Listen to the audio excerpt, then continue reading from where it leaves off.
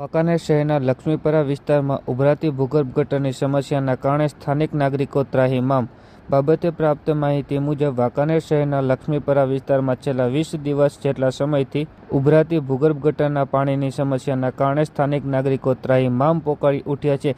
જેમાં સ્થાનિક નાગરિકો દ્વારા બાબતે વાંકાનેર નગરપાલિકા તંત્રમાં અવારનવાર લેખિત તથા મૌખિક રજૂઆતો કરવા છતાં પાલિકા તંત્ર દ્વારા ભૂગર્ભ ગટરની સમસ્યાનું નિવારણ ન લાવતા લોકો રોષે ભરાયા હતા અને આજરોજ ગુરુવારે બપોરે મીડિયા સમક્ષ પોતાનો રોષ ઠાલવ્યો હતો.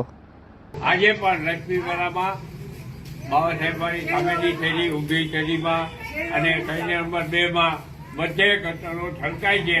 બધા લોકોએ ગંદા પાણીમાં ચાલવાનું. ગટર એટલે તમને કહું, ઠંડા ખરાબ પાણી અને ગંદકી વાળું પાણી રોડ ઉપર ચાલે, એમાં ચાલીને અમે જાય છીએ.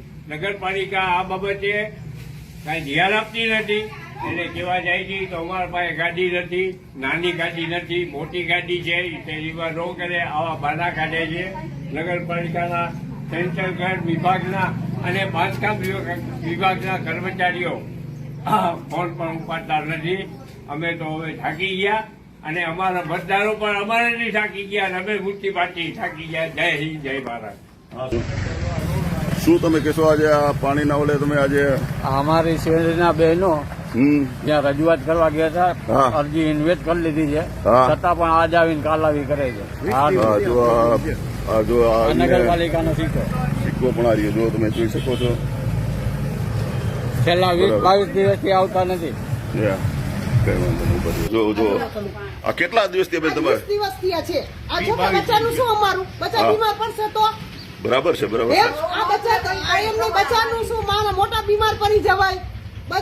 રેતા નથી બહુ, તેમ કે છે કે અમને માવતરે જવા દો. હવે મચ્છર થઈ ગયા. લપટીને પણ અમારે માછી તો આમ કહી ગયા છે. જો અમે માછી કાઢો, માં નીકળો.